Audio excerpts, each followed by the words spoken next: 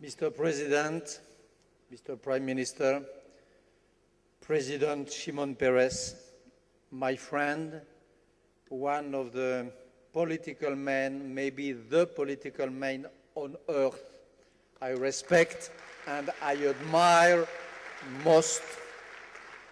I'm very honored again for the third time to co-open this meeting and very moved to do it because of you under the name and under the flag of Gilad Shalit, this bleeding wound for every Israeli, every Jew, and every Democrat in the world.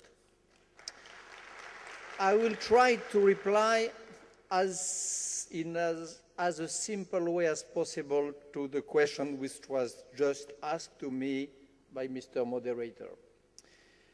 And I would like to tell you in a few words why, as far as I believe, from my own experience from Egypt and from Libya, I believe that Israel, the Jewish people, and the Democrats have little to fear from the Arab Springs. I would like to tell you why we have not to fear the Arab Springs.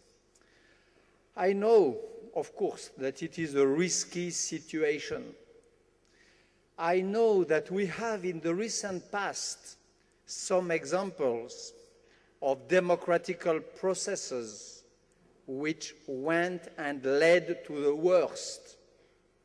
Gaza with Hamas, Algeria in the 90s with the Islamist butchers of the FIS and GIA, not even coming up to other examples in Europe.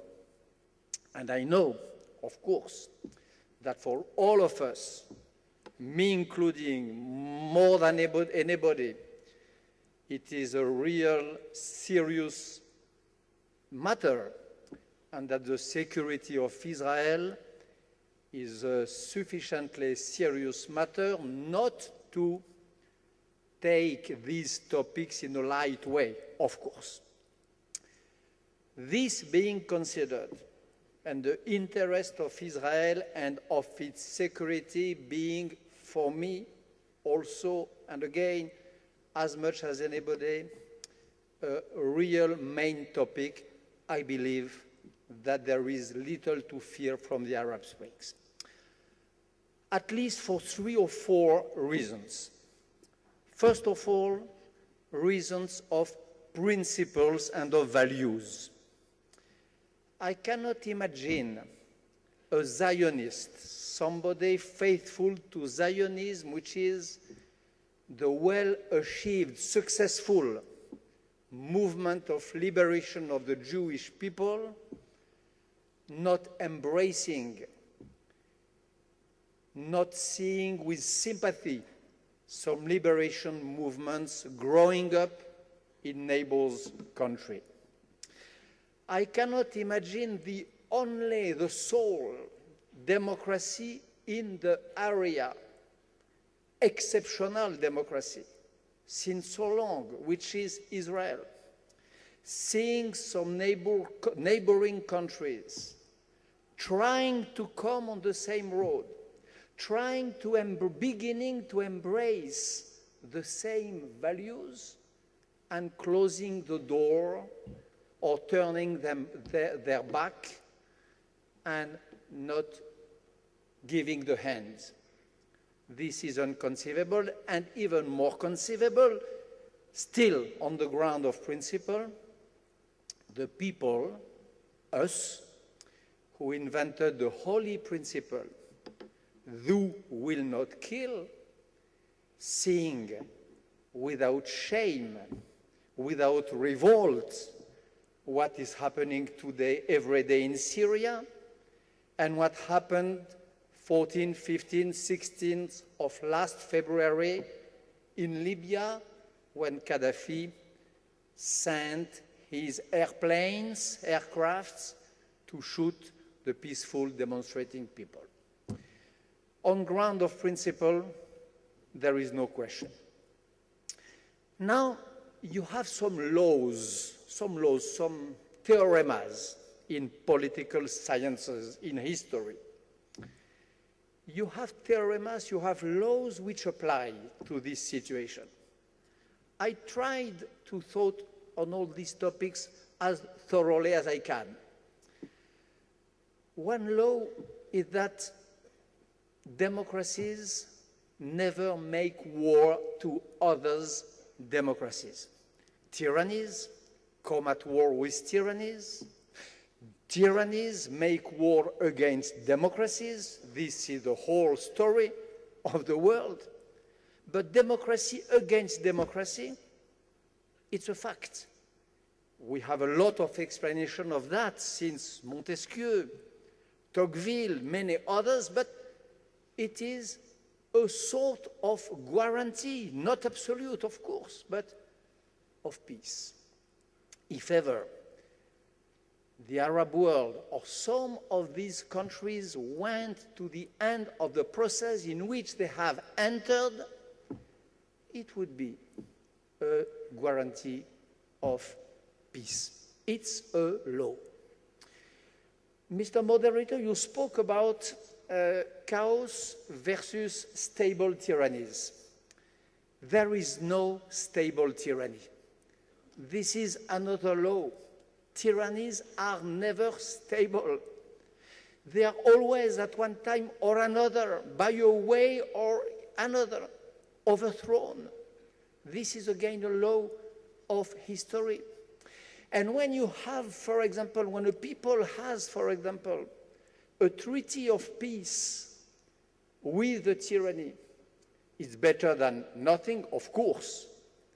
But when this treaty of peace rely on a tyrann, on a despot, and especially a despot who is getting older, weaker and weaker, depending himself on the way in which he controls his own people, it is really unstable. A peace with a dictator is the weakest, the most unstable peace which one can imagine. The only way to have strong links, real peace, is to have or to dream to have it the same, endorsed, accepted, discussed, of course, and after discussion, seen as the common interest, not of the whole people, but of a majority. Democracy for peace is a better guarantee than tyranny. This is another law. And as for the word I often hear in this country and in mine, saying that Bashar al-Assad or Colonel Kadafi are the devil we know. The devil we know. First of all, this way of seeing the topic is not really worthy, is not really at the level of the distinguished audience and of the distinguished peoples of France, Israel, and Jewish people. But, moreover, I really believe, after many stays in Libya, and after having reflected on that, whatever happens after, even if it is not, and it will not be, a British democracy in Libya, of course not.